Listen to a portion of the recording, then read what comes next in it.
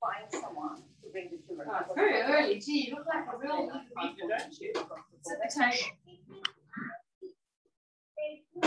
There's a lot of books now.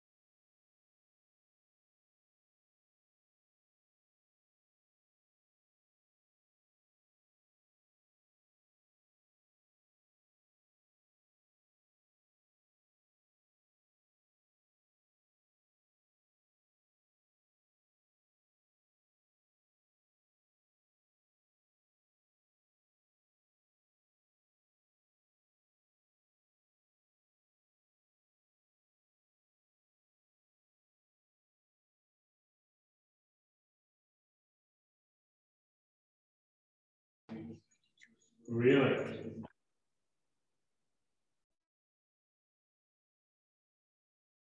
Close to Burlington, just a touch over Cook, but we're splitting hairs really. The booklet, if it was just turned so the fat is at the top, it would be perfect.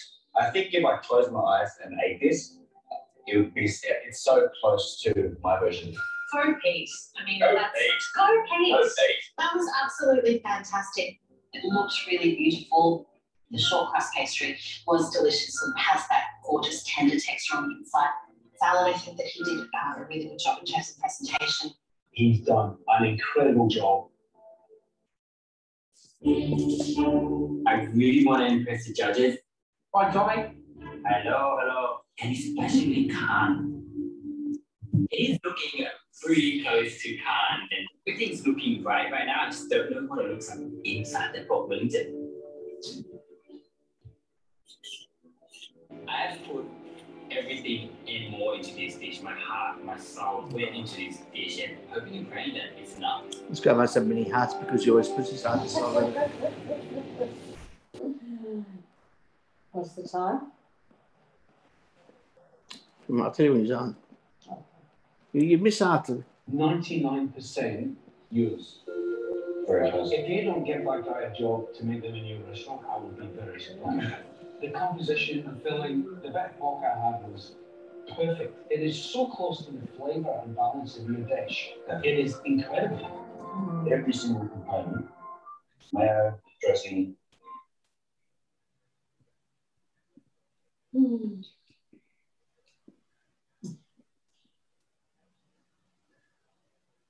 Coming up next on 10.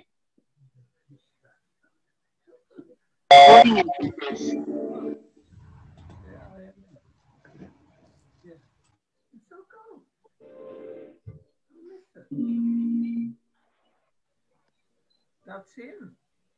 It's not him. How's it on the pork? It's very soft. Mine's a bit pink. Mine is raw on one side. Who's that? Who's that? Who is it? Maya. Hold on, mate. You're safe.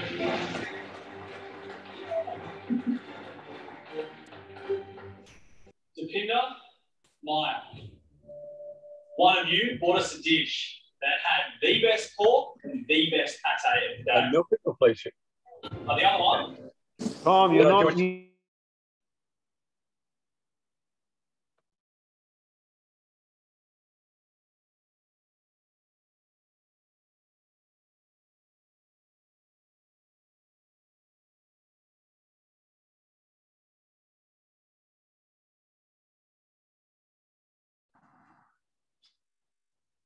Top it should go. Oh, I can hear him.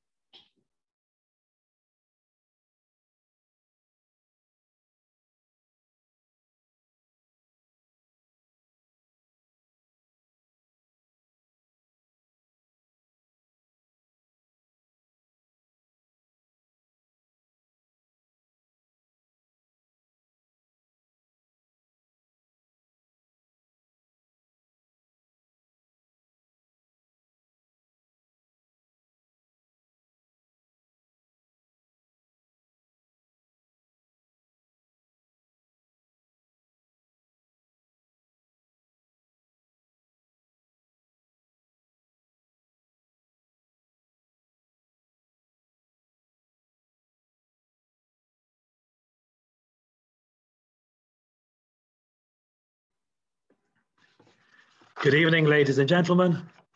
I hope you are all doing well. If you can't hear me well, there's nothing wrong with your volume. There's something wrong with my volume. I'm recovering from a lost voice.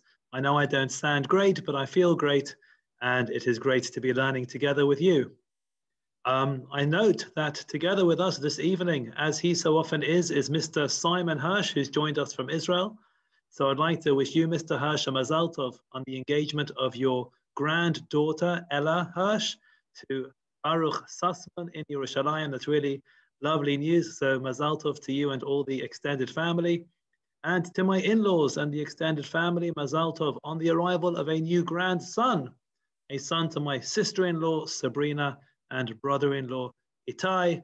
You should be zochim to bring him into the Brit, Ito of Izmano, and to raise him for Torah, Chuppah, and Ma'asim Tovim. This week for Parashat Chukat, I'd like to look together with you around the most famous incident in this week's parasha, not the incident itself, but to focus more on the context of this incident. The most famous incident is the tragic incident of Moshe Rabbeinu hitting the rock instead of speaking to the rock, or whatever he happened to do wrong there. At our Monday morning Ladies Shiur this week, we looked at 4 approaches to what he did wrong. In a previous year, on our Monday morning Ladies Shiur, we looked at 10 approaches as to what Moshe did wrong. But tonight, our focus is not going to be Moshe, nor is it going to be Aharon. I want to look at the context of this incident to understand how this came about in the first place. And so we read the beginning of Perek Kaf, chapter 20 of Bamidbar, which is a huge chapter in the Torah in terms of what takes place in the space of just one chapter. And the chapter commences. And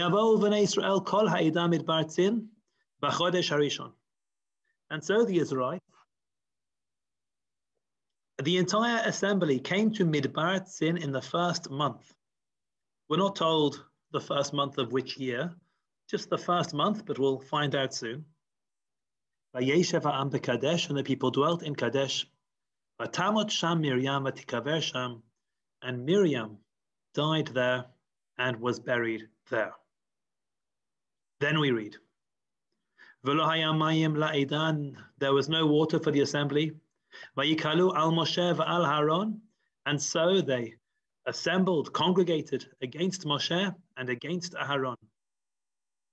Vayarev ha'amim Moshe, and the people quarreled with Moshe, Vayomru, and they said, Lemor, as follows, V'lu gavanu b'gvachenu lifnei Hashem, if only we had passed away when our brethren passed away before Hashem. V'lama haveitem et kahal Hashem al midbar hazeh, why did you bring the congregation of Hashem to this wilderness? Lamut sham, to die there. Anachnu ve'ireinu, us and our animals. V'lama helitunu mimitzrayim le'aviotanu l'makam hara hazeh, and why did you bring us out from Mitzrayim to bring us to this bad place? Lo makom zera. Now they're not only complaining about the lack of water. They say the place where we are, it's not a place of sowing, but te'ena v'gefen v'rimon, and no figs, no vines, grapes, pomegranates, mayim ein lishtot, and there is no water to drink.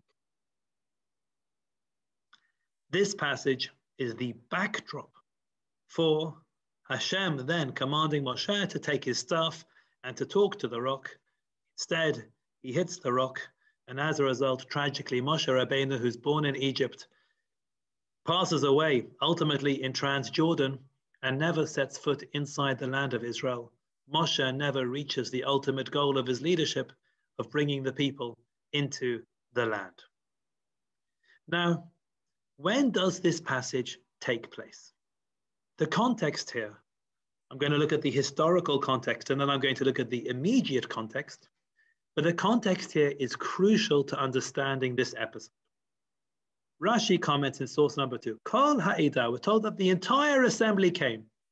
What does it mean that the entire assembly came to Midbar Tzin? Rashi explains, Eida Hashlema, this is the complete assembly, meaning, Shikvar Meitu Metei Midbar, Ve'elu Parshu L'Chayim. Everybody who was destined to pass away in the wilderness has already passed away. And these people who we're talking about now, by the time we reach Bamidbar, Perek Chaf, are the ones who are going to enter the land. Nobody else is going to die in the wilderness, or almost nobody else is going to die in the wilderness. We're still going to learn about Miriam, Aharon, and Moshe. But other than those three, the entire nation is now ready to enter the land of Israel. What this means is that it's been a very long week. I don't know if any of you have felt that it's been a long week this week, but this week has lasted about 38 years. From last week's shiur, when we were talking about Korach and his rebellion, which took place in the aftermath of the sin of the Meraglim in the second year after leaving Egypt. Now we're talking about, all right, now we're ready to enter the land. These are all the people who are going to enter the land. And in source number 3, the Ibn Ezra makes this point very clearly. B'chodesh Harishon, this episode of Moshe hitting the rock or Miriam passing away takes place in the first month, Bishnat Arba'im, the first month of the 40th year. And Ibn Ezra comments, V'hinei ein b'Torah klal, shum ma'aseh o nevuah. The Torah does not mention at all any action, any event, nor prophecy, rak b'shana harishona u'v'shnat arba'im. Only in the first year after leaving Egypt, which he means the second year after leaving Egypt, which means our first full year in the Midbar, and in the 40th year. But what we have in our Torah is a very significant gap of 38 years in the Midbar. When we think about what it was like for Am Yisrael in the Midbar, we think about certain events and complaints and famous events. But if we look now at a chart of the key dates in the Midbar, based on what we know from the Torah, we're going to see that there is a very big and obvious gap. We're told that on the first of Nisan, as we left Egypt, we received our first mitzvah, which was Rosh Chodesh. We're then told a couple of weeks later, the 15th of Nisan, we leave Egypt. Not too long later, the 6th of Sivan, we receive the Torah. These are all events in our first year of leaving Egypt. In the second year after leaving, on the 1st of Nisan, we read about the dedication of the Mishkan. I've missed out some other dates which are mentioned, just the major ones. In the second year, on the 20th of Iyar, we leave Har Sinai. And then in year 40, in the month of Nisan, Miriam passes away. And later on in this chapter, in year 40, on the 1st of Av, Aaron passes away 5 months later. But there's a major gap. From leaving Har Sinai in year 2 until year 40, Miriam passes away. The Torah simply doesn't tell us what happened. If you wanted to write a novel or a series of novels, you could perhaps write your own midrash about those 38 years. What took place in the 38 lost years? And why aren't we told about what happens during those years? Moshe Traber says there were the spies after leaving Sinai. That is correct, but we're not given a date. We know from Chazal about the date. Okay, that's on Tisha B'Av. of that year. But that's from Chazal. That date itself is not mentioned in the Torah, but Moshe is correct. That is a major event which took place, which I didn't list here. Reason being that the date is from Chazal. The date isn't mentioned in the Torah itself. So, how are we supposed to approach the lost years, these missing years, which seem to have disappeared from the Torah? Rambam, in Moreh Nevuchim, Cherek Gimel, Perek Nun, explains the editorial policy of the Torah in source number 4. And this is just an overview of what goes into the Torah and what doesn't go into the Torah. Because if there are 38 years missing in the Midbar, there are many, many more years missing in the book of Breshit. I think everybody can agree that in the later parts of the book of Breshit, we race through generations to reach the year 1948 in which Avraham Avinu is born. We miss out lots of years. And depending on how you view the 7 days of creation, it's possible that there are millennia which are skipped out there. So Breshit also has very big gaps. But how do we approach the gaps in the Torah in terms of what is mentioned and what is not mentioned? Rambam says, Yesh kan dvarim shehem sitrei Torah gamke. There are certain matters which are concealed matters of the Torah. Kvar nichshelu bahem rabim v'tzarich leva'aram. Many people have tripped up already over these matters, and we need to clarify them. V'heim elu hasipurim asher safar b'Torah, siper b'Torah. Asher yechshavu rabim she'ein to'elet bezichram. That there are numerous stories written in the Torah, numerous parts of the narrative of the Torah, which many people think has absolutely no value. For example, the Saprois Ta'ef HaMishpachot min Noach u'shmotam u'mekomotam, when the Torah in the book of Breshit lists the generations of the families after Noach and their names and their locations. Why do we need that information? B'nei Seir HaChori, we're given the names of the children of Seir, the Horites. Does that make a difference to our lives? V'siper HaMalachim Hashem Malchu Be'eretz Edom V'chayotem, we have lists of kings. We have all these lists in the book of Breshit. Why do we need all of these things? Rambam explains at the bottom of page 1. V'ani odiacha klal echad, I'm going to give you a general rule. This is just Rambam's writing style in certain places. In this book, Moreh Nevuchim, he says, I'm going to give you the general rule, and then we're going to work through the details. This evening, we're just going to look at the general rule without getting into the details. And Rambam's general editorial policy for the Torah is as follows. Da, you should know. Ki kol sipur shetimtzeuhu katuv b'Torah u'leto'elet hechrechit b'Torah. Every single story that you find in the Torah has an absolutely necessary purpose. Everything which is in the Torah is in the Torah for a reason. Whether it's to confirm a certain concept, which is one of the cornerstones of our faith of the Torah, or for our self-improvement, to learn from those stories.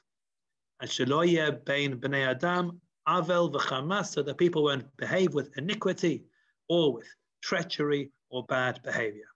And then Rambam goes through, why do we need these generations? Why do we need those families?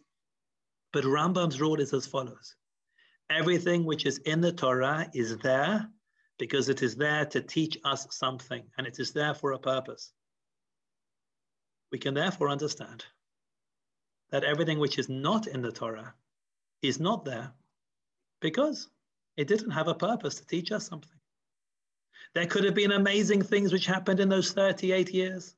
There are different opinions in the Midrashim. What did those 38 years look like? How much was traveling? How much was staying still? What was the mood like in those 38 years? But it's not there because there isn't anything specifically there that we're supposed to learn from.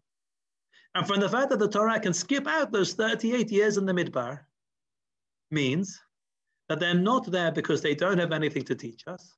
But we also have to therefore understand that everything which is in the Torah is there because there is value and it is there to teach us something. And so the context in this week's parasha of Miriam passing away is the context that we've just fast forward through 38 years in the Midbar We've arrived here in Midbar Tzin in Kadesh. Miriam passes away, but we're talking about a very different generation and a different nation. We are not the nation that has recently left Mitzrayim. We are now the nation which is about to enter the land of Israel. I'd like to share with you an insight which I saw in Rabbi Fran's articles. It's an insight from Rav Simcha Zissel Broidy, who's the Rosh Yeshiva of Hebron, who makes a comment on the timing of these relevant events. And I tried to find it in the original Hebrew, but there's no digital version of his book available online. Certainly not. You have to buy the book, which I couldn't do this afternoon. So he says as follows. Rav Simcha Zissel offers a very important insight into human nature. Years 1 and years 40 were years of transition. They left Egypt, where they were slaves, and shortly thereafter, they became a divine nation. The journey from the 49th level of impurity to receiving the Torah was a year of tremendous spiritual upheaval and transition in their lives. Now on the verge of entering Eretz Yisrael, they also faced traumatic transition. They were about to go from an existence of eating man and drinking water that flowed from a rock to a normal existence, having to plant and hoe and plow and make business deals and take care of their families. Again, they faced transition. When a person is in a period of transition, he is not serene. When a nation goes through sudden change, they do not have peace of mind and are not at peace with themselves. One must be extremely careful whenever entering a new situation in life, even if the change is a good change. Rav Simcha Zissel points out, when did the great stories happen in the Midbar? Why is it that the concentration of significant events, of turmoil, of trouble, of concerns, of complaints, of punishments, why does it all take place in year 1 and year 40? Rav Simcha Zissel says it's because year 1 was a year of very big transition, and year 40 was a year of very big transition. And times of transition are times which are vulnerable, times of uncertainty, times where people are unsettled, and we're much more likely to complain or to find ourselves in trouble or to panic or to have that emotional instability or vulnerability because of the transition, even if it is a positive transition. The transition from Mitzrayim to becoming free people and receiving the Torah was amazing. The best transition in world history. Perhaps other than the transition of year 40, being a nation wandering in the wilderness to entering the land of Israel. These are all positive steps and positive transitions.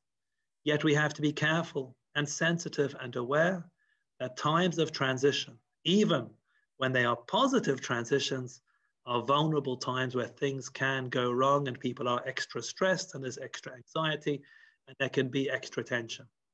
And therefore, Rav Simcha Zissel says, it's not a coincidence that in the first year of the Midbar and the 40th year of the Midbar, that's where all the action took place. Because in the middle, we had 38 decent years. And I don't think we should look at it, by the way, that there was, the fun at the beginning and the fun at the end, and it was boring in the middle. I think for people who are suffering challenges in their lives and have uncertainty in their lives, they dream of boring lives. Halavai, life should be boring. They dream of reaching a place where there's nothing too much going on and nothing too concerning, and they can just have a normal life in the middle. That was life in the middle of the Midbar, but we have to be aware of the unsettling nature of transitions, which is what Rav Simcha Zissel Broidy teaches from the timing of the events which were recorded from the Midbar. And in that context, I'd like to bring to you part of the introduction of the Netziv of Volozhin to the book of Bamidbar, to understand that this book as a whole, the book of Bamidbar, is a book of transition. And as we're going to see, according to the Netziv, the key turning point, or certainly one of the key turning points in Jewish history in the Midbar, is the one we are learning about in this week's parasha. So the Netziv says in source number 6, we're taking an overview of the book now, the fourth book of the Torah.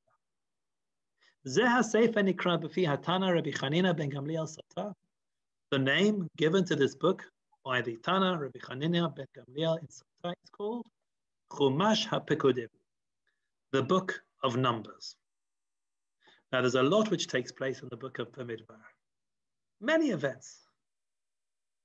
Nevertheless, it's known for its numbers. The Bahag also calls this the book of numbers.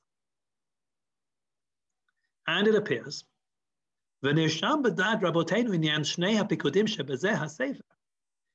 that the two censuses in the book of Numbers, one at the beginning and one towards the end, made a much greater impression on our sages more than all the other special events in the book of Bamidbar. Kamo HaMeraglim is the book which also includes the Meraglim. Uberkat Bilam, we have the Parsha of Balak. There are lots of things. Many things take place in the book of Numbers, yet it's called the book of Numbers because of a census at the beginning and one towards the end. Why is this the case? The Netziv explains, Mishum de'ikar zeh hasefer, because the key point of the book of Bamidbar, hu ha-machalif, it's the transition, u'mishaneh halichot am Hashem b'chayei ha'olam, and the change of gear, the change of the way that the people of Hashem live in this world, ma'az shehigiu le'eretz Yisrael min haderech shalchu b'midbar, from the way we went in the wilderness to arriving in the land of Israel. The key point of the book of Bamidbar is the transition from the life of the wilderness to life in Israel. And what is the key difference? Shebamidbar hayu mitnahagim legamrei lamalam halichot hateva. Life in the wilderness was living in a completely miraculous fashion. Over Eretz Yisrael, halchu b'derech hateva, b'sitrei hashkachat malchut shamayim barachu baruch Hashem. Living in Israel is living a life of nature with Hashem's hidden hand involved. The book of Bamidbar is the book of transition for the Jewish people from living a life of open miracles, not to living a life of nature, but from living a life of open miracles to living a life of hidden miracles. Now that's a very big lifestyle change. We've got used to getting our bread from the sky and our water comes up from the ground. Suddenly now we're going to have to work the ground and bring our bread up from the ground, and we're going to be reliant on water coming from the sky. We have the Anei HaKavod, which protect us and do our laundry for us, and we've always got the right temperature and everything's always okay for us. It's a very big transition going from the Midbar into the land of Israel and leading a life of nature, what we call nature or hidden miracles. But that is the key point of the book of the Midbar. And the Netziv writes, V'zeh hashinui hitchil odam b'midbar. This transition commenced in the Midbar, b'shnat ha'arba'im. The 40th year was the key year. And what was the key turning point? Kamo shebe'anu parsha Chukat. The key turning point takes place in Parashat Chukat Lahalan Chaf, chapter 20. This chapter of Chukat is the key chapter for the turning point for the people of Hashem.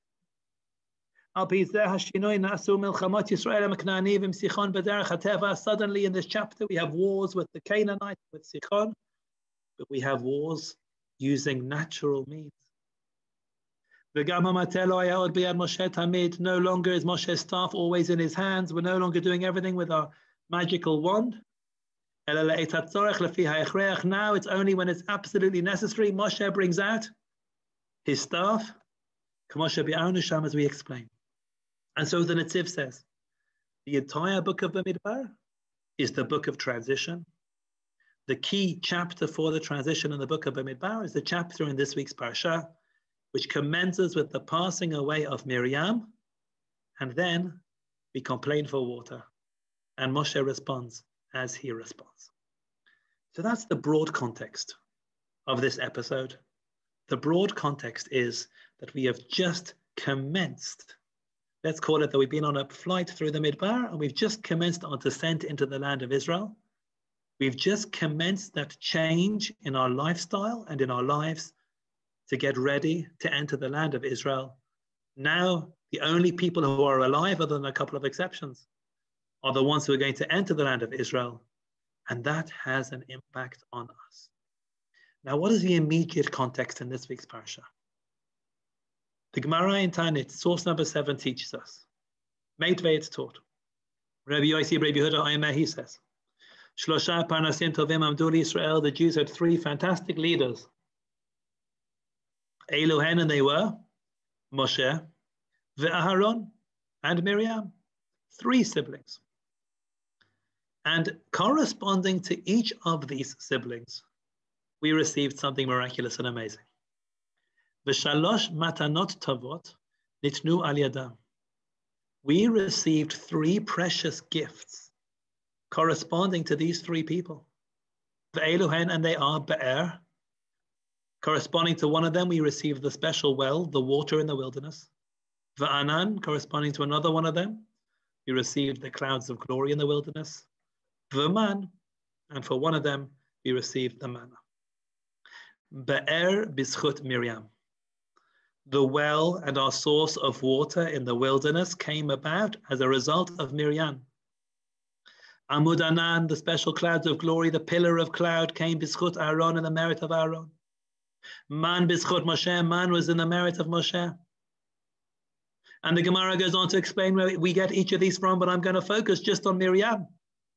And the Gemara says, Meita Miriam, Miriam passed away, nistaleka be'er. When Miriam died, the be'er of water, which we had providing our water in the Midbar, disappeared. How do we know that? Shne'emar, because the Torah says, V'tamot sham Miriam, and Miriam died there. V'chtiv batre, and then it says straight away, V'lo hayam mayim le'edah. There wasn't water for the assembly. If we jump back to source number 1, and we look at how the Shi'ur commenced, chapter 20 of Bamidbar is as follows. The Israelites, everybody who's now going to come into the land of Israel, came to Midbar in the first month, and the people dwelt in Kadesh, and Miriam died there, and she was buried there. And straight away after the death of Miriam, we read that there wasn't any water, and we complained against Moshe and Aaron. So if the broader historical context of the episode of Moshe hitting the rock is that we are now commencing our descent into the land of Israel, the specific context is that Miriam has just passed away, and as a result of Miriam passing away, we didn't have water. Now let's combine those 2 contexts. Miriam has passed away, we don't have water. That in and of itself is a cause for concern. If you're in the wilderness and you've run out of water, you're in trouble. So we don't have to add on many layers of complexity or understanding. You need water if you're in the wilderness. But the broader context makes this an even greater crisis. Because what's removed, it's the miraculous water which is taken away from us when we're about to move to the land of no miracles. And as a result, we enter a panic, and we complain not only about the lack of water, we complain about the lack of food. We complain about the fact that, wait a second, this isn't a place of sowing. We don't have figs here. We don't have grapes here. We don't have pomegranates here. We talk about the food as well. Why? Because we're thinking in our minds, oy vey, we've got 3 things keeping us going. We've got a well, we've got the man, we've got these clouds. Miriam's gone, the well's gone. What's going to happen when we lose the cloud? What's going to happen when we lose the man? They start panicking overall, and this is in a book called Sefer Yasha. They start panicking about the entire concept of no longer being miraculously sustained. And what happens? We challenge Moshe and Aaron, and we started complaining. Now, the Kli Yakar says it's important to understand that when Miriam passes away and when Moshe and Aaron pass away, there's a clear difference. Let's play a quick game of spot the difference. Sources 8, 9, and 10, taken from different parts of the Torah, describe the passing of Moshe, Aaron, and Miriam. Source number 8, we've already seen, but we'll look at it again for the sake of comparison. At the beginning of chapter 20 of Bamidbar, this great chapter of transition. And the Israelites, the entire assembly came to the wilderness of Tzin in the first month. And the people dwelt in Kadesh. And Miriam passed away there. And she was buried there. Let's move on to the next piece of evidence.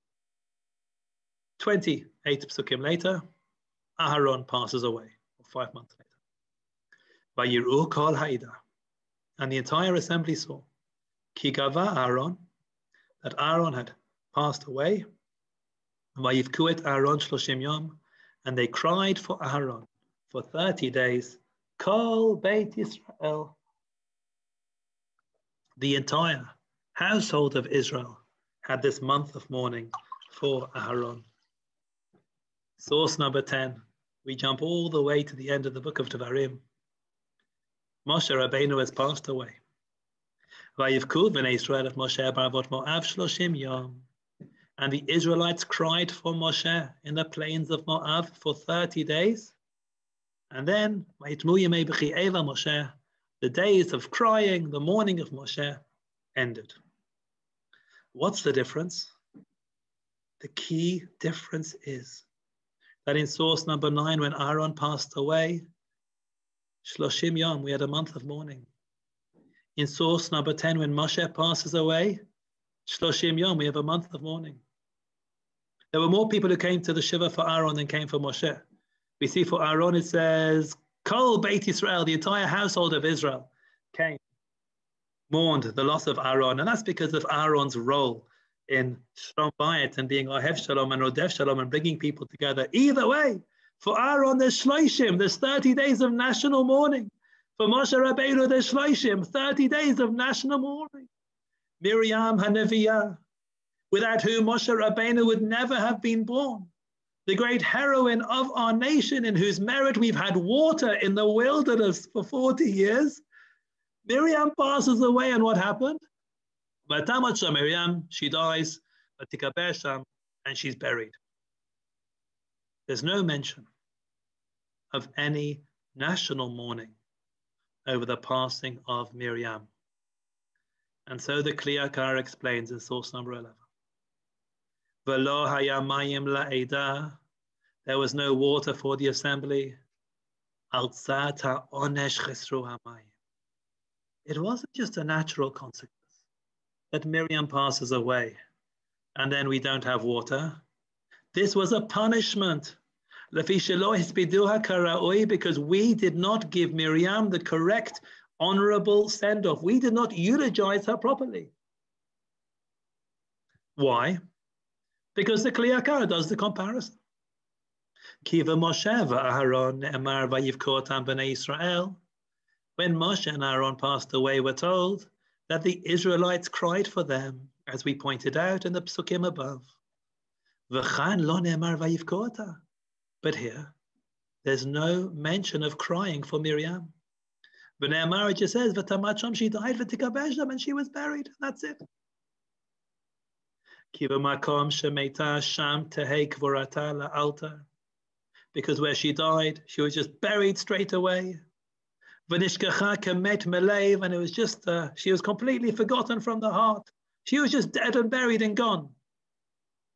V'lo hirgishu v'hedra klal.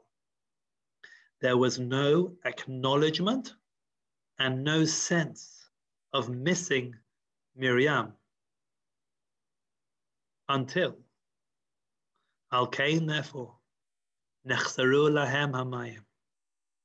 Hashem sees this and he says, you have not acknowledged the fact that Miriam has passed away. I'm going to make you feel that she's passed away. And Hashem turns off the water. Kedei sheyidu lemafreya. And then we realize, at least retrospectively, Shabe'er haya b'zchut Miriam. Suddenly we don't have water and we realize, wow, all these years we've had this water in the merit of Miriam HaNeviah. And so, the immediate context of the story where we don't have water, so Moshe hits the rock instead of speaking to the rock, is Miriam passing away As a result, we don't have water. But the context is also one of us lacking appreciation for Miriam HaNeviah, not understanding her role, the way we appreciated and valued and cherished and celebrated and then mourned the roles that her two brothers, Moshe and Aaron, had to play. When did we appreciate Miriam? When did we understand that she was amazing and that she gave us so much and that we were sustained in her merit? We appreciated Miriam when she was no longer there. And sadly, it was only when Miriam was no longer around that we had the reminder of how special she was, when suddenly things aren't the way they used to be, and we realize how amazing she was all along. And this is just a sad part of the human condition, a sad reality that, unfortunately, it's often only too late that we appreciate that which we've had all along. I'll bring you an example which I brought to you when we learned Parashat Ki Tisa together on a Thursday night. Now we're in Shmot Perek Lamed Bet. Moshe Rabbeinu is on his way down from Har Sinai in order to witness what's taking place there with the Egel HaZahav. And in that context we read, Vayifen, Vayered Moshe min Nahar, and he turned, and Moshe descended from the mountain. Ushnei Luchot ha'edut biyado, and the two tablets of testimony were in his hand. Luchot. Now we have a description of the Luchot. Ktuvim mishnei evrehem. They were written from both sides. Mizeh u'mizeh hem ktuvim. They were written from both directions or from every direction, depending on which view you understand in the Midrash. These were incredible Luchot. The writing going right through from each direction. V'luchot maseh Elokim hema. And these Luchot were made by Hashem. V'michtav michtav Elokim hu. And the writing on the Luchot, the script, was Hashem's own handwriting. Charut al haluchot. Engraved on the Luchot, we're told about how incredible these Luchot are. The Luchot that Moshe is holding as he's on his way down from Har Sinai. But then a few psukim later we read, here it was, Kasher karav al hamachaneh, when he approached the camp. Vayar et ha'egel, and he saw the egel cholot and the dancing. Vayicharaf Moshe, Moshe became exceedingly angry.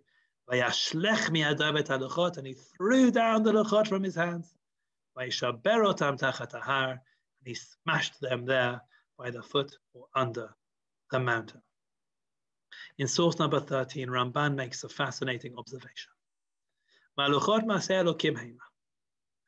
Rabbeinu is on his way down from Har Sinai, we're told that these were divinely made luchot. And Ramban asks, Hayara oi she'azkir hakatuv kol maseh haluchot b'pasuk vayitel Moshe. Surely, the correct context to tell us about how amazing the luchot are is when we receive the luchot. It should have been earlier, in the previous chapter in the book of Shemot. When we're told they were written with the hand of Hashem, the finger of Hashem. It should have been when we received the luchot earlier on in the narrative that we're told how amazing the luchot are. However, when is it that we're told how brilliant these luchot were and how unique they were and how special they were? It's just before they're smashed. And Ramban explains it in different ways, but I just want to explain by saying, because that is the sad reality, we only truly appreciate, sometimes, we only truly appreciate the things that we have when we're just about to lose them or when we've already lost them. And that's what happens with Miriam HaNeviah. She did not receive the correct credit in her lifetime. She did not receive the correct respect in her lifetime or acknowledgement. When she passed away, that's when we realized the real treasure of who we had in our presence all along. And that's the immediate context and the backdrop to the story of Moshe then hitting the rock in that episode. Based on what we've said, I'd like us to now understand one further juxtaposition in our parasha this week. We focused on the immediate juxtaposition going from the death of Miriam to what happens straight afterwards. Miriam passes away, and straight afterwards, we have complaints for water and there's no water. So that's a fairly obvious connection to draw. A different Gemara, this time the Gemara in Moed Katan, Daf Kafchet Amud Aleph 28a, discusses the juxtaposition not of the death of Miriam to what comes afterwards, but of the death of Miriam to what comes before it. What happens at the beginning of Parshat Chukat? The beginning of Parshat Chukat is all about the Para Aduma. Sandra Cohen has commented that all the people waited for Miriam when she had Tzarat. That is a very good point, and we can be Melamed Zchut on Am Yisrael, that they waited for Miriam and they appreciated her. But they clearly could have appreciated her even more, according to the Kli Yakar, and they could have done an even better job. And you know, that's one of the big messages of this week's parasha, which isn't our theme this evening. But I didn't want to talk about this message. I thought it was a bit too negative, even by my standards. But Moshe hits the rock instead of speaking to the rock, and that's a Chilul Hashem. And you could ask, surely hitting a rock and making water come out, that's quite impressive. But the point is that yes, hitting the rock and making water come out is impressive, but speaking to the rock was even more impressive. And Moshe Rabbeinu is punished because he did something not as well as it could have been done. It was the crime of the missed opportunity. It was doing something well, but not brilliantly. And we shouldn't suffice with doing things well. We should do things as best as we possibly can. Certainly if you're on Moshe Rabbeinu's level, you have to get things absolutely perfectly correct. And so the fact that we did things well when Miriam had Tzarat is good and it's important. And let's think positively about Am Yisrael, that we did appreciate Miriam and we did love Miriam. We could have loved her even more. And we could have appreciated her even more. And the full extent of the loss of Miriam, according to the Kli Yakar, is something we only sensed after she passed away. But thank you, Sandra, for making that point. Now, what happens just before the death of Miriam? It is the episode of the Para Aduma, Parshat Chukat, for which this week's Parsha is named. Amar Rabbi Ami says, Lama nismecha mitat Miriam le Parshat Para Aduma. Why was the passing away of Miriam juxtaposed to the Parsha of Para Aduma, of the red heifer? Lo marlach, to teach us the following rule. Ma Para Aduma mechaperet. Just as the Para Aduma atones for us, Af mitatan shel tzadikim mechaperet. Similarly, the passing of tzadikim atones for us.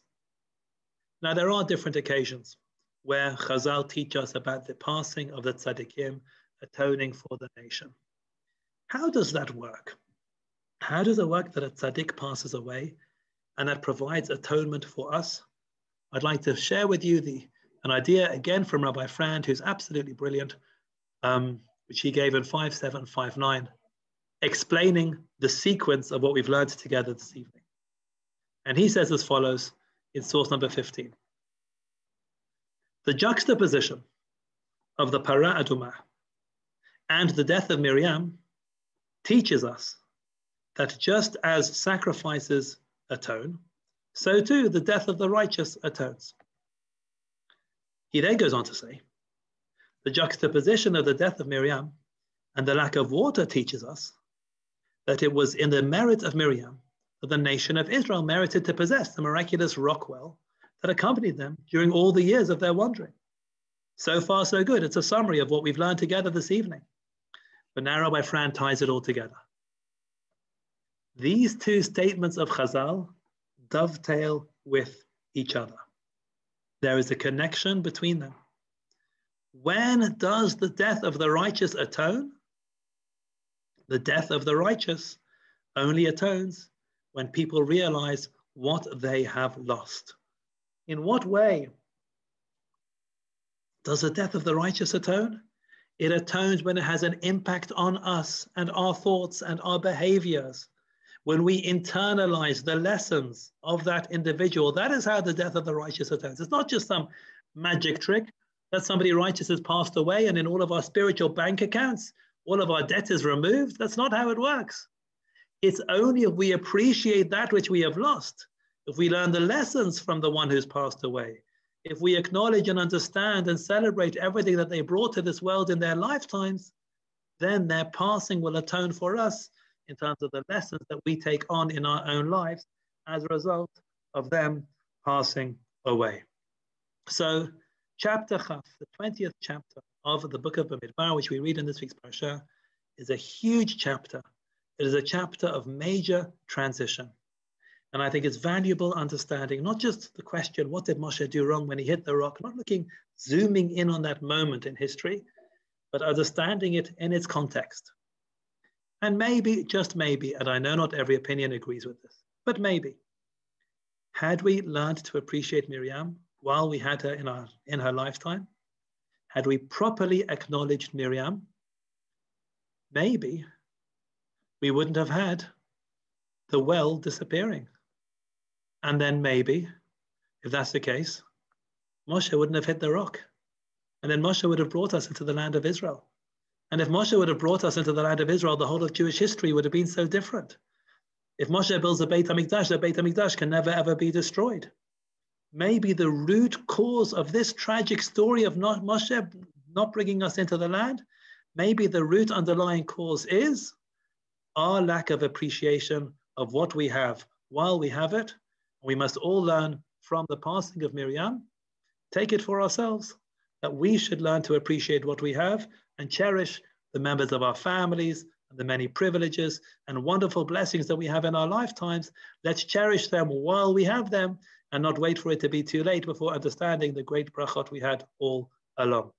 I wish you all a Shabbat Shalom. And I hereby pass on to Rabbi Yehoshua Asulin, who will, with very understandable Hebrew, teach us even more things about this parasha. Yashikaya. Ashkof Avteni. Shabbat Shalom.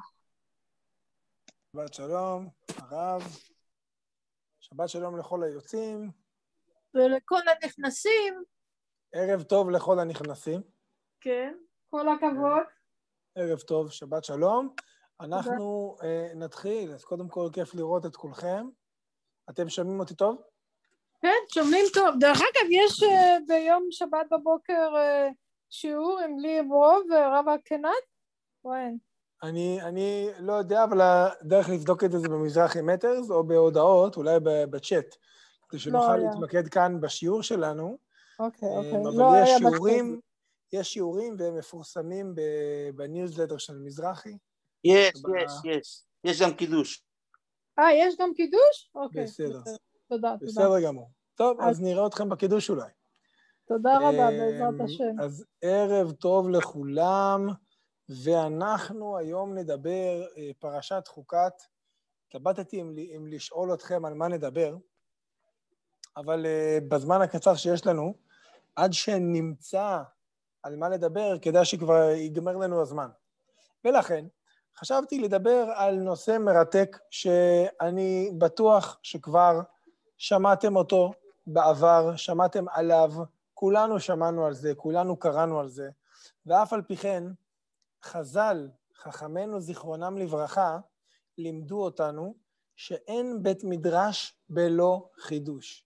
כאשר לומדים דבר שוב, אם אנחנו לומדים אותו ומשתדלים לגלות אותו מחדש, אנחנו נמצא בדברים חידושים, כל מיני דברים או היבטים שלא שמנו לב אליהם קודם, שלא בהכרח ראינו בפעם שעברה. וגם אם לומדים דבר פעמיים, כל פעם אם לומדים אותו בצורה טובה, אזי מתחדש לנו עוד דבר ועניין, ואנחנו נשתדל שהיום יתחדשו לנו אולי דבר או שניים או יותר. הנושא שרציתי לדבר עליו היום, הוא חטאו של משה רבנו, ואני כמובן אשתף איתכם את המסך. אני רק רוצה להגיד שבאופן מאוד אירוני, כן? באופן מאוד אירוני, יש למשה רבנו כל כך הרבה חטאים.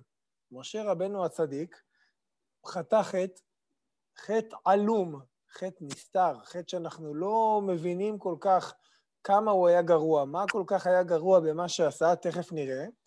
ועד כדי ככה שאלה קשה, שכל הפרשנים מנסים להסביר מה חטא משה רבנו, ולכל אחד יש הסבר אחר על מה חטא משה רבנו. ואם כן, אם נאסוף את כל התשובות של כל הפרשנים ביחד, אז יש למשה רבנו הרבה חטאים. כן? חס ושלום. אז כמובן, זה בהלצה אני אומר, אבל באמת, בגלל צדיקותו של משה רבנו, כל המפרשים התחבטו בשאלה הזאת. מה שהופך את השאלה הזאת לכל כך קשה, מבחינה לימודית, כאשר אנחנו ניגשים ללמוד כל דבר, אתם עכשיו פותחים חומש, אתם קוראים את הסיפור, תכף נראה מה הופך את השאלה לשאלה כל כך קשה. אז הווה ונתחיל.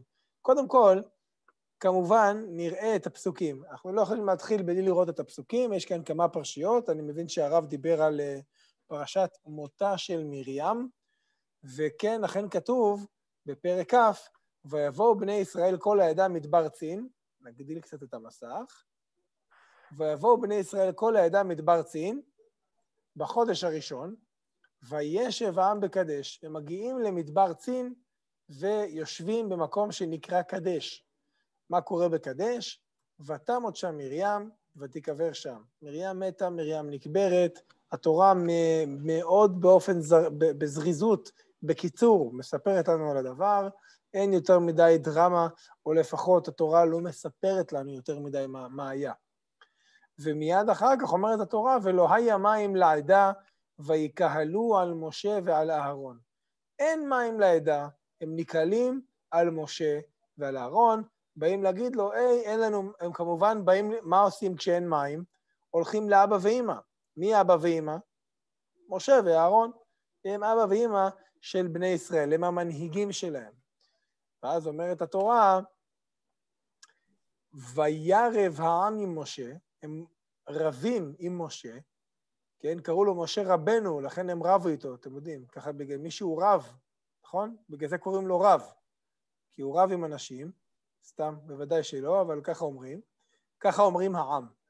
וירב העם עם משה, ויאמרו לאמור, הם אומרים לו, ולו גבנו בגבה אחינו לפני השם. הלוואי שמתנו עם אותם אנשים במגפות, בצרות שהיו לא מזמן, כל מיני צרות. איזה צרות היו בדיוק עכשיו? האמת שזה מדבר פה, אנחנו כבר מדברים על עבר זמן רב, כן? עבר זמן רב, זאת אומרת, כל חטא המרגלים וכל זה היה מזמן. אבל אנשים מתו במדבר בחטא המרגלים, ולמשך כל 40 שנה מתו, אז הם אמרו, הלוואי שהיינו מתים עכשיו. עכשיו אנחנו צמאים ואין לנו מים. אומרים למשה ולאהרון, ולמה הבאתם את קהל השם אל המדבר הזה, למות שם אנחנו ובעירנו. שוב, למה הבאתם אותנו, אנחנו ובעירנו? ולמה העליתונו ממצרים להביא אותנו אל המקום הרע הזה? עוד פעם, למה הוצאתם אותנו ממצרים? תראו איזה מקום רע, לאיזה מקום רע הגענו. לא מקום זרע ותאנה וגפן ורימון, מה הם כמובן רומזים? המקום הזה הוא לא, מה זה? כמו מצרים, לא כמו מצרים. זה מה שהם מתכוונים? לא מקום זרע ותאנה וגפן ורימון? הם מעדיפים לחזור למצרים, זה מה שמתכוונים. אני חושב... זה מה שארץ ישראל נותן. אז אני אומר ככה, את מצרים, רוני, הם אמרו בפירוש, כן? אבטיח ושום. את מצרים הם אמרו בפירוש, הם אמרו, ולמה העליתונו ממצרים? כן, יש כאן שתי טענות. היינו מעדיפים להישאר במצרים. היינו יכולים לצאת ממצרים, אנחנו נשמח לצאת ממצרים, אם היינו מגיעים לארץ ישראל. אבל הוצאת אותנו ממצרים, ולאן הבאת אותנו? להביא אותנו אל המקום הרע הזה. זה לא ארץ ישראל, זה מקום רע, זה מדבר. המקום הזה הוא לא מקום זרע, הוא תאנה וגפן ורימון. שוב, תאנה וגפן ורימון הם חלק מהפירות שארץ זבת חלב ודבש ישראל נשתבחה בהם. והם אומרים למשה, לא הבאת אותנו לאותה ארץ עם תאנה ורימון. כן? וכמובן, מים, אין לשתות. בקיצור, הוצאת אותנו ממצרים לשווא. כמובן, משה ואהרון באים, ויבואו משה ואהרון מפני הקהל, אל פתח אוהל מועד, ויפלו על פניהם. שוב, אנחנו רואים את התגובה שלהם, תגובה קשה, תסכול, באים לפני השם ומתפללים ושואלים, השם, מה אנחנו עושים? וירא כבוד השם עליהם, השם מתגלה אליהם, ואז השם אומר להם כך, ואומר, ודבר השם אל משה לאמור. מה אומר השם למשה? אל תדאג, מה הבעיה? מים? שום בעיה. קח את המטה, והקהל את העדה, אתה ואהרון אחיך, ודיברתם אל הסלע לעיניהם, ונתן ממר. כן? אז לכאורה עברית קלה. הפסוק הזה כתוב בעברית קלה. קח את המטה, הקהל את העדה, יש פה כמה פעולות, כן? אז לקחת את המטה, מאוד פשוט. קח אותו, בידיים. הקהל את העדה, תכנס את כולם לבוא לידך לשמוע, לראות לאותו מקום. ואז, ודיברתם אל הסלע, הפעולה השלישית, ודיברתם אל הסלע לעיניהם ונתן מימיו. והסלע ייתן את המים, ואז והוצאת להם מים מן הסלע, אתה תוציא להם מים מן הסלע, והשקיטה את העדה ואת בעירם, הם ישתו וכולם ישתו והכל יהיה בסדר. זה הציווי. מה עושה משה? ויקח משה את המטה מלפני השם כאשר ציווהו. את החלק הראשון הוא עשה בסדר, נכון? אמרנו, הציווי ייקח את המטה, אם אנחנו אפילו רוצים, כן, אני יודע שזה, סליחה, אם אנחנו יכולים לעשות, קח את המטה, נכון? רגע, יש לנו דרך יפה לעשות את זה. קח את המטה, משה מה עושה? לוקח משה את המטה כאשר ציווהו. אז זה משה עושה כפי שהשם ציווה אותו, יופי. והקהל את העדה, אתה ואהרון אחיך, זאת אומרת, משה, אתה ואהרון ביחד תקהילו את העדה, מה כתוב מיד אחר כך? ויקהילו משה ואהרון את הקהל אל פני הסלע. יופי. אז הנה, גם החלק השני, סליחה, גם החלק השני, משה ואהרון עושים. מה החלק האחרון? מה הציווי השלישי? דבר. ודיברתם אל הסלע לעיניהם ונתן ממר.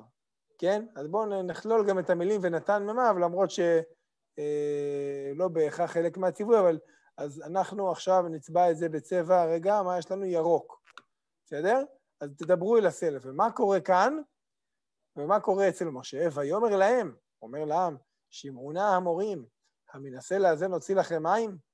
אומרים משה ואהרון, אתם מורים, אתם שובבים, אתם מורדים בקדוש ברוך הוא. האם נוכל להוציא לכם מים מן הסלע הזה?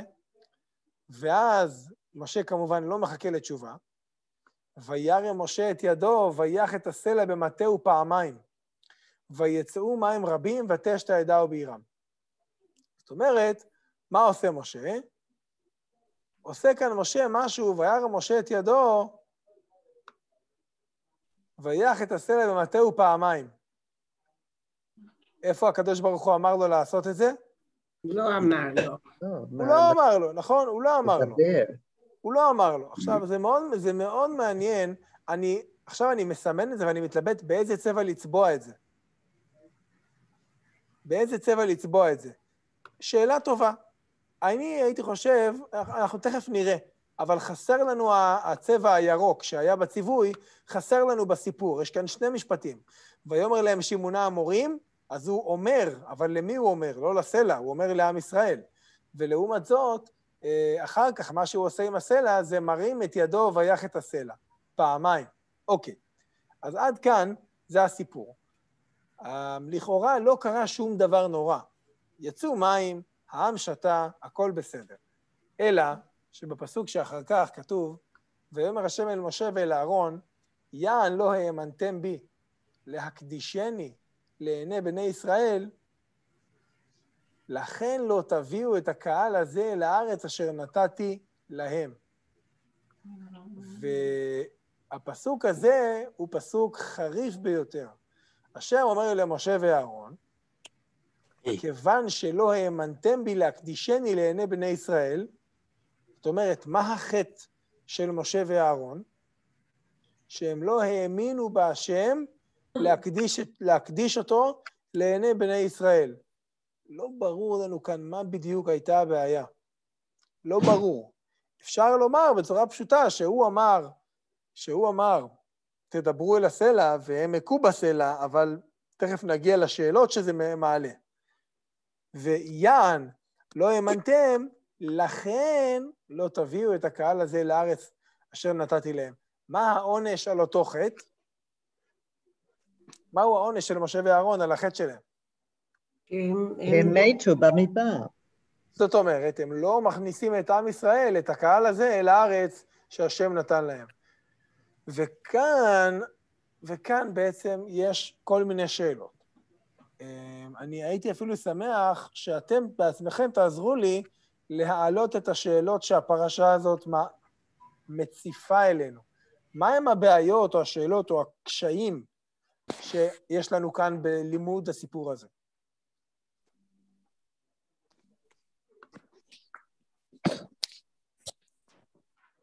טוב, אז כמובן שבכל איך זה חוסר אמונה? סליחה?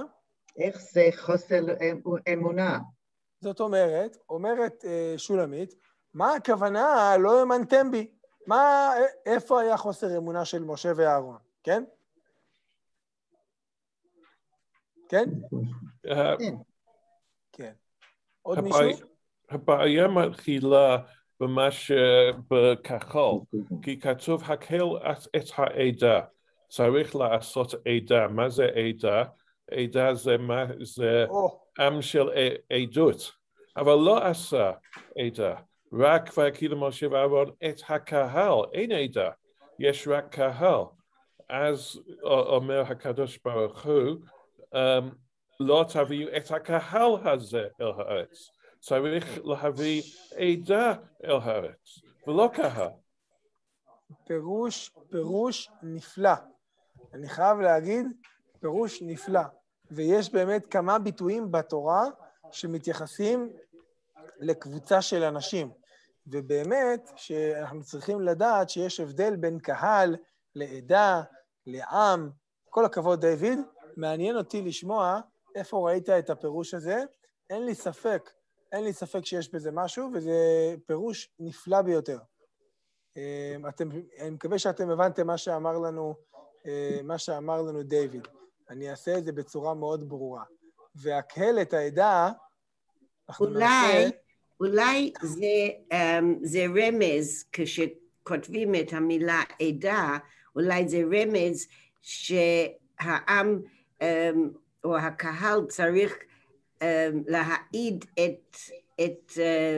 את נס השם.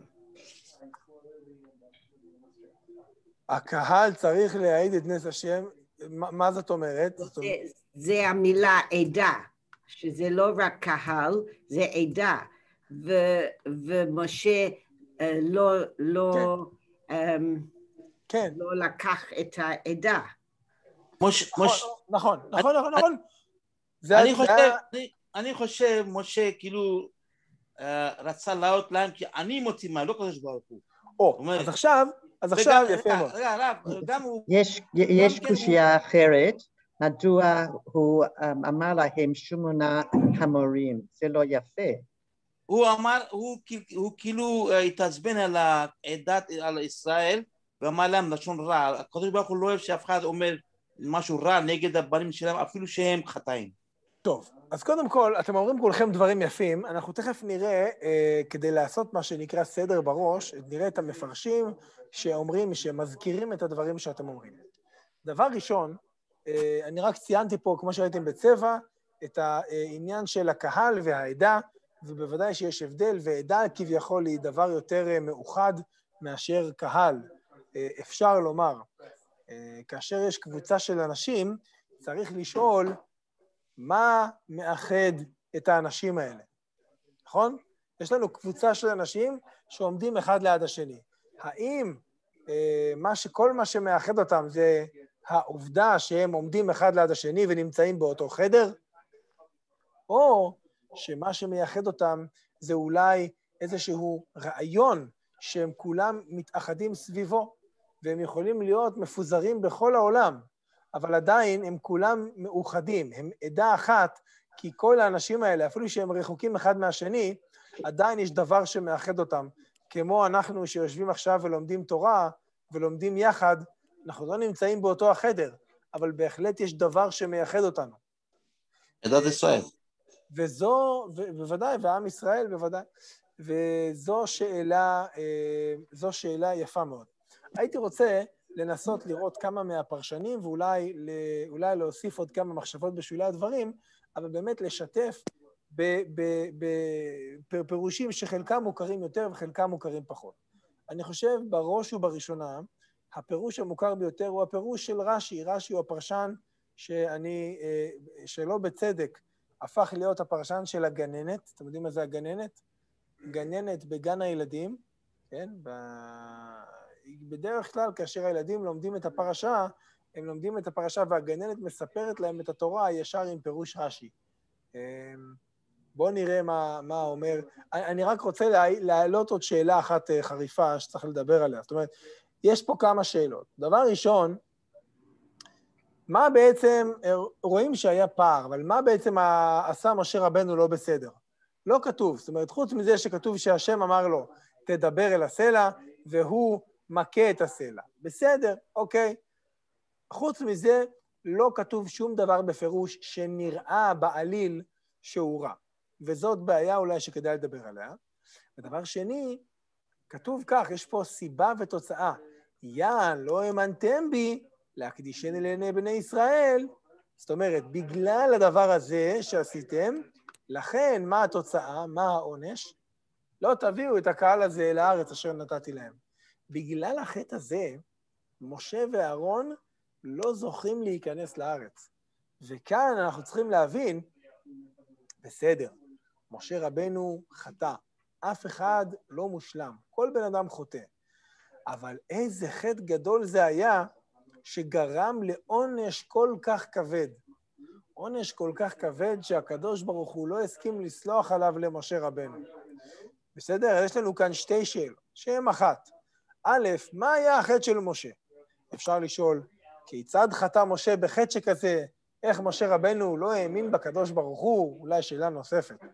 אבל אחר כך אנחנו צריכים להבין כיצד החטא הקטן הזה לכאורה, שהוא לא נראה, כשקוראים כאן את הדברים, זה לא נראה כמו חטא מאוד נורא. איך החטא הזה גרם לעונש כל כך חמור. להזכירכם... מה עשה אהרון שהוא גם נענש? מצוין, מצוין. מה עשה אהרון? וגם, תחשבו, עם ישראל קיבלו עונש למות במדבר ולא להיכנס לארץ ישראל. אבל מה היה החטא שלהם? מרגלים. החטא שלהם, החטא המרגלים. חטא קשה מאוד, קשה מאוד. הקדוש ברוך הוא נתן לך את התורה, הוציא אותך ממצרים, נותן לך מתנה, את המתנה הכי טובה שאפשר לתת, ואתה אומר לו, תשמע, האמת, אני מעדיף לא לקחת את המתנה שלך. כן? כמו שאומרים אחינו בית ישראל, I'm good, thank you, כן? ככה הם אומרים לו. זה דבר מאוד חריף. וכמובן, אולי התעסקנו בחטא המרגלים בעבר. אז בסדר, חטא כזה מצדיק, אתם לא רוצים את ארץ ישראל, אל תיכנסו לארץ ישראל. אבל משה רבנו, מה הוא... האם הוא חטא חטא חמור כמו שהם חטאו? הדבר הזה נראה סך הכל דבר... בסדר, חטא, לא בסדר, לא ראוי, אבל לא צריך להגזים. מכאן ועד לאסור על משה את הכניסה לארץ, הדברים צריכים ביאור. אז רש"י, כמו שאני אומר, הפרשן של הגננת, אבל רש"י באמת הוא הפרשן שאותו לומדים ילדים בגן, וגם תלמידי חכמים, מבוגרים וזקנים, כולם לומדים את רש"י, וזה גדלותו. אז רש"י אומר, קודם כל, הוא מזכיר שלולא החטא הזה, הם היו נכנסים לארץ. הוא מזכיר כאן את מה שדיברנו עליו לגבי הסלב וקברות התאווה. אבל רש"י אומר, יען לא האמנתם בי להקדישני. מה הכוונה? שאילו דיברתם אל הסלע והוציא, הייתי מקודש לעיני העדה. כן? זאת אומרת, אם בני ישראל היו רואים שהמשה מדבר אל הסלע והסלע מוציא מים, וואו, זה היה קידוש השם לעיני העדה. ואומרים, מה סלע זה שאינו מדבר ואינו שומע, ואינו צריך לפרנסה, מקיים דיבורו של מקום, קל וחומר אנו. בני ישראל יגידו, וואו, אפילו הסלע, כשהשם מדבר איתו, הוא מקשיב. אנחנו קל וחומר צריכים להקשיב לקדוש ברוך הוא. ואתה רואה כן? סליחה, פה כתוב עדה ולא קהל. שאלה מצוינת, אני גם שמתי לב לזה. אני חושב שרש"י לא נכנס לפירוש הזה. חשוב, זאת אומרת, כך דרכה של פרשנות התורה. רש"י הוא מאיר זווית אחת של הסוגיה. כן? רש"י מאיר זווית אחת. אנחנו לא... הרי לא יעלה על הדעת, תראו, אני בשיעור הזה הולך להביא הרבה פרשנים. יש פה רש"י, יש פה רמב"ם, יש פה רמב"ן, יש פה אברבנאל, יש פה רש"ר הירש, יש פה פרשנים רבים. ודברים שרש"י לא אמר. נו, אז מה, אז אני יותר חכם מרש"י? כן? אז אני יודע יותר מרש"י?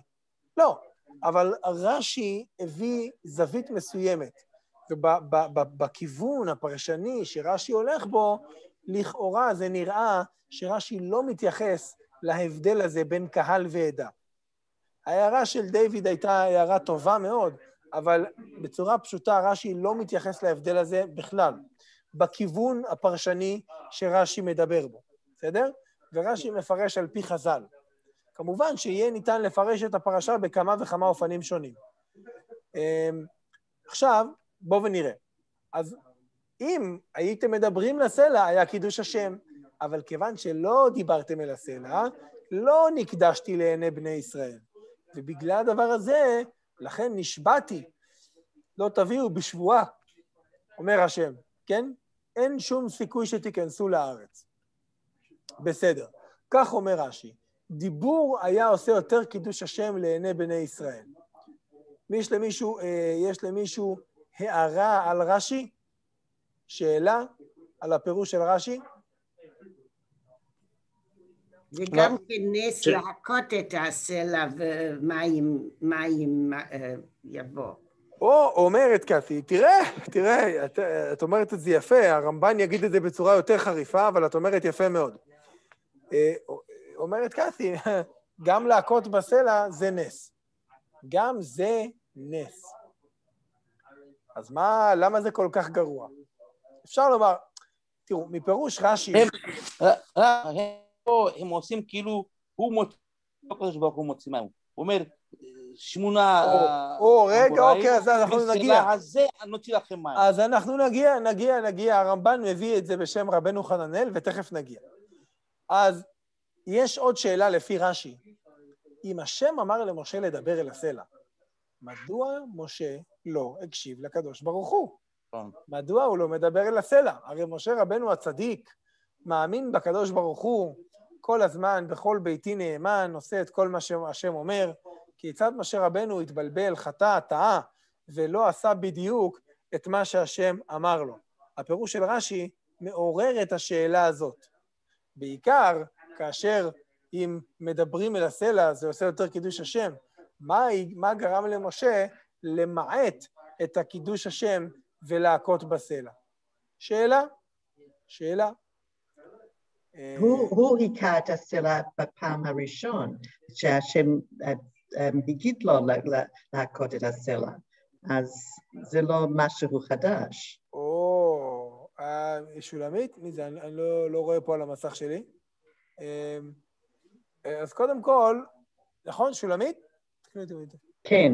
מה גרם למשה רבנו לטעות? אז יש כאן כמה דברים. אומרת שולמית, דבר ראשון, זה כבר קרה. לפני 40 שנה בערך. הדבר הזה קרה. לא היו מים, משה רבנו מגיע לתת להם מים, והוא מכה בסלע ומגיעים מים. אבל יש לי קושייה על שולמית, כי אמנם זה קרה לפני 40 שנה, אבל שם הקדוש ברוך הוא אמר שיכה בסלע. במקרה שלנו, הקדוש ברוך הוא אמר למשה, ודיברתם אל הסלע. אז עכשיו הציווי האחר. משה רבנו, אתה יודע לקרוא? בוודאי שהוא יודע לקרוא. כל מי שקורא את זה, לכאורה, זה נראה שצריך לדבר אל הסלע. רגע, אז גם פה אהרון לא משותף, כתוב דיברתם, זה פלורל. לא דיברת אל הסלע. נכון, וזאת שאלה מצוינת, ואני חייב להגיד שאת השאלה הזאת בינתיים, התשובה הכי טובה שראיתי זה התשובה שנתן דיוויד. אז למה הקדוש ברוך הוא אמר למשה לקחת את המטה? יפה מאוד, יפה מאוד. זה מה שאני, זה קשה להבין, וגם אני חושבת שמשה מתבלבל מכל הדברים שכל האנשים אומרים עליו, והוא כעס עליהם, והוא לא יכול לחשוב ברור. סליחה, כי העברית שלי לא טוב. לא, מצוין, מצוין, כל הכבוד, העברית שלך מצוינת. אני חייב להגיד כך. אני יכול לומר משהו? בוודאי. שני דברים. דבר אחד, ודיברתם אל הסלע. האם זה אותו דבר ודיברתם לסלע? אולי אל הסלע זה על הנושא של הסלע. ועשה את זה. הוא דיבר על הנושא של הסלע. אז דיבר על הסלע. תענה לעצמך. דבר אוקיי. ויש גם דבר שני, אבל אתה בראשון. לא, אני אומר, תענה לעצמך, אתה תלמיד חכם, יש לנו לא מעט, תסתכל פה בשורה, סליחה, אפשר, וידבר השם אל משה. מדבר אל. כן. זאת אומרת, ממש לידינו, יש דוגמה. עכשיו, אני חייב לומר שיש משהו בדבריך. זאת אומרת, ניתן לפעמים מילה אחת יכולה להיות במשמעויות שונות. ואנחנו נראה שהרמב"ן רוצה לטעון בדומה לדבריך, שבכלל יכול להיות שהציווי לא היה לדבר אל הסלע, שמשה התחיל ללכת ולדבר אל האבנים ולדבר אל העצים, לא, אז ככה הרמב"ן רוצה לומר. אבל כשקוראים בצורה פשוטה, ככה זה נראה, שהוא צריך לדבר אל הסלע. בצורה פשוטה. אני חושב שהפרשנות של הרמב"ן, ההצעה שאתה מציע, אני חושב שזה לא הפשט. אוקיי, מה הדבר השני? הדבר השני על השאלה, אז למה לקחת את המטה? כן. אתה רוצה לענות? כותבים רשב"ם וגם חזקוני. אז הנה, רשב"ם.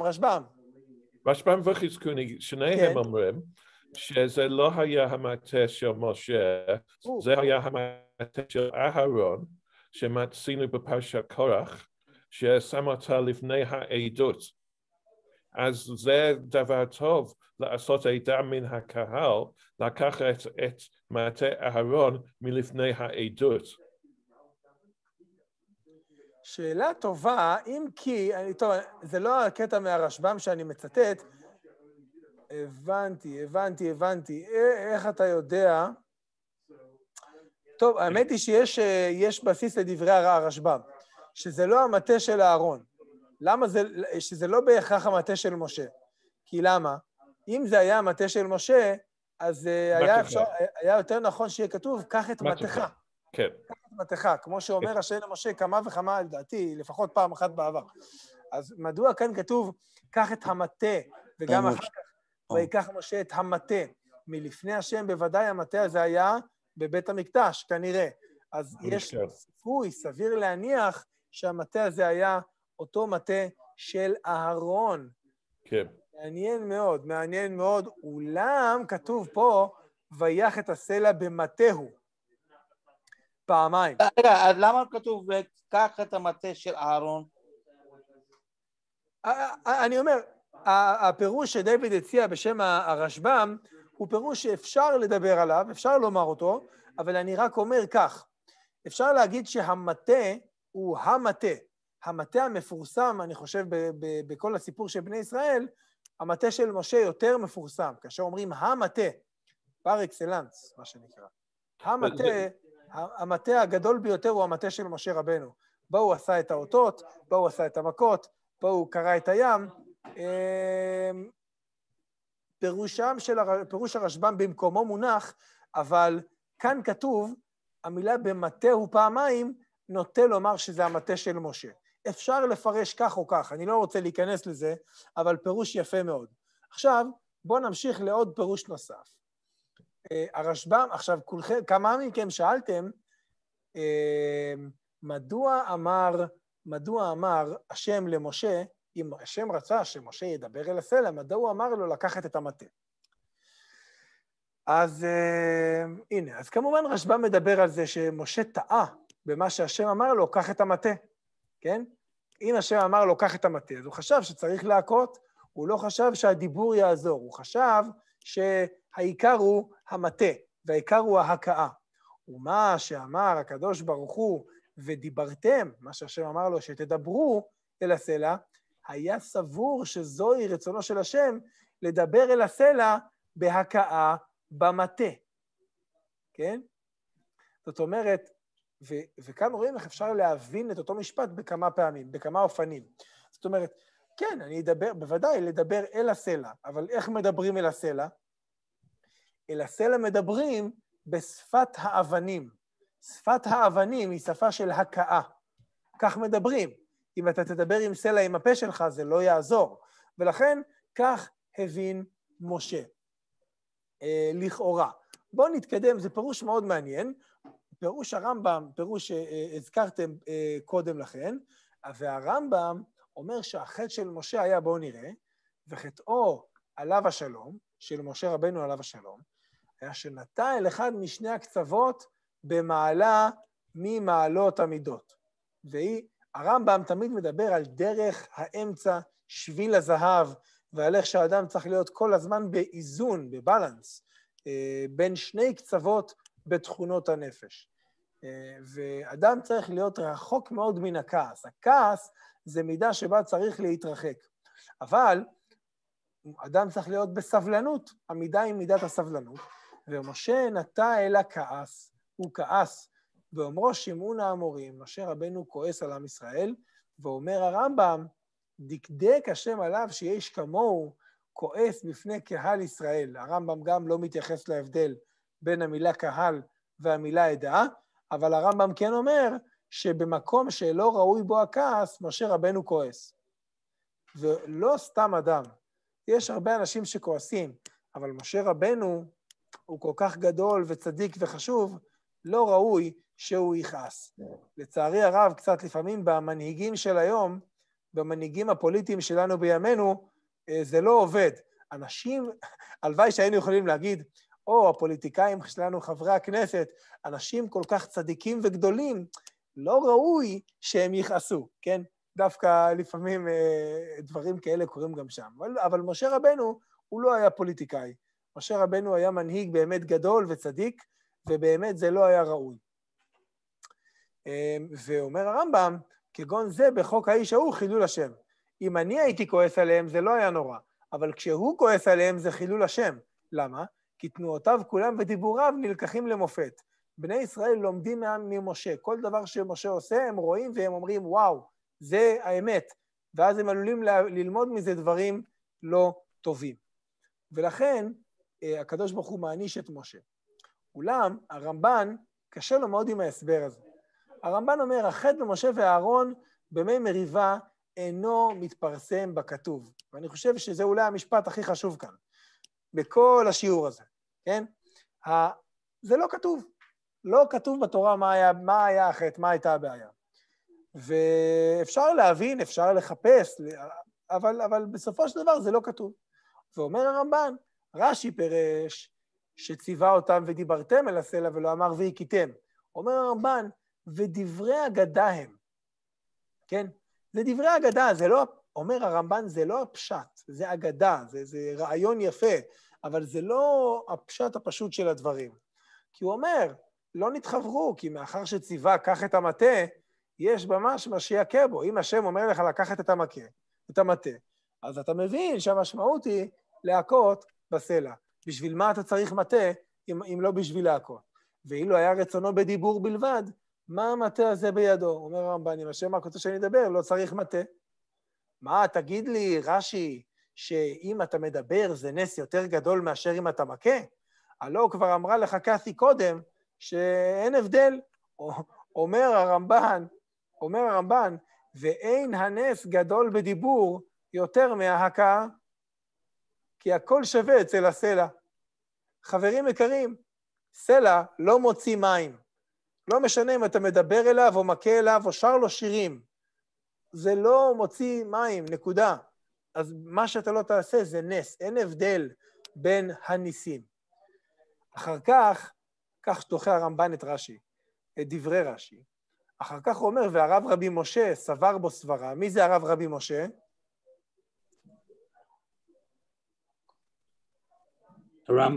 הרמב"ם, יפה מאוד, הרמב"ם. כאשר הרמב"ן אומר רבי משה, הוא אומר רבי אברהם על אבן עזרא, רבי משה על הרמב"ם, והוא דוחה את הרמב"ם, הוא תוקף אותו בצורה נחרצת, ואומר, והוסיף הבל על ההבלים. אוי ואבוי, זו תקיפה חריפה על הרמב"ם.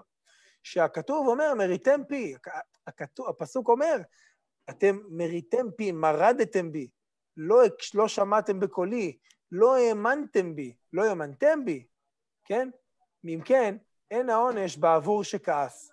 התורה לא מזכירה דבר וחצי דבר על זה שהעונש הוא על הכעס.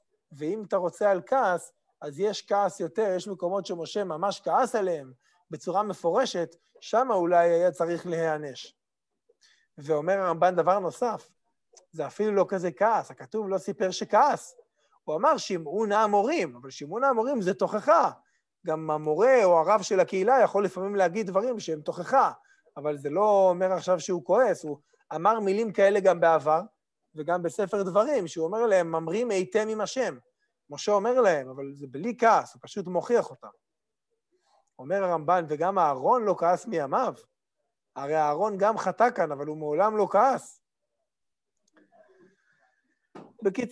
בקיצור, אומר הרמב"ן, הקרוב מן הדברים שנאמרו בזה, אני אגיד לכם פירוש, וזה פירוש טוב לדחות את השואל.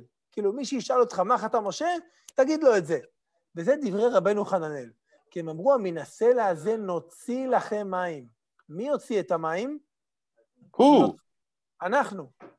זה מה שאמרתי קודם. בוודאי, אני יודע. במקום להגיד קדוש ברוך הוא מה שאני מוציא מים. כל הכבוד, נכון? אז כך אומר רבנו חננאל, והם היו צריכים לומר, יוציא השם לכם מים.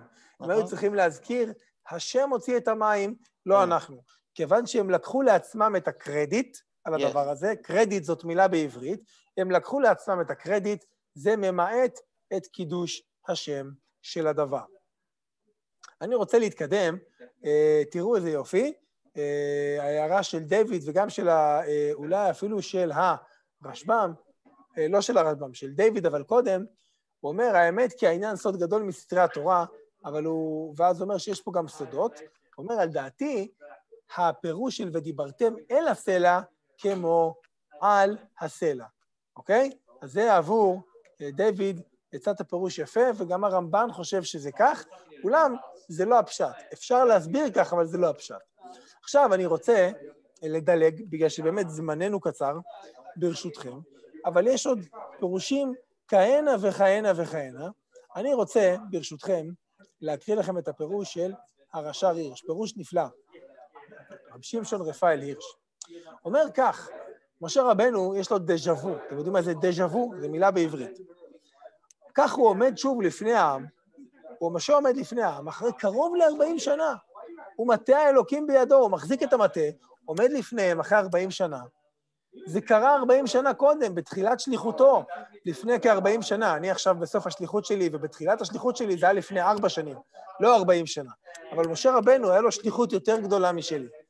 והוא היה זקוק למטה הזה, כן, גם כן, בשביל לעשות קידוש השם לפני העם. אומר הרש"ר הירש, ועתה הכאיבה לו המחשבה שלא התקדם באותם 40 שנה, כי לא רכש את אמון העם למרות כל מה שפעל במשך 40 שנה. זאת אומרת, אומר הרש"ר הירש, משה רבנו הרגיש הרגשה קשה מאוד. לפני 40 שנה עמדנו כאן, והעם התלונן, ואני עמדתי עם המטה והייתי צריך להכות, והם כעסו עליי ועל השם, והוצאנו להם מים, ועשינו קידוש השם, והם האמינו. והיום, אחרי 40 שנה, אני קיוויתי שאנחנו התקדמנו, שנהיה במקום אחר, ואנחנו עוד פעם חזרנו לאותו מקום, חזרנו לנקודת האפס. משה רבנו בתור מנהיג בתסכול, אחרי 40 שנה, כל מנהיג, עכשיו ביבי נתניהו סיים את הקדנציה, אז הוא בא ואמר כמה דברים עשינו והצלחנו ועשינו והישגים והישגים, איזה הישגים גדולים. משה רבנו אומר לעצמו, הייתי פה 40 שנה, ואני מרגיש שלא התקדמנו בכלום. אני מרגיש שבסוף עם ישראל, אני צריך לעשות איתם את אותם שיחות שהיו לי איתם עד עכשיו, הם מתלוננים על מים, ואני צריך עוד פעם לריב איתם. והתחושה הזאת היא תחושה קשה, 40 שנה.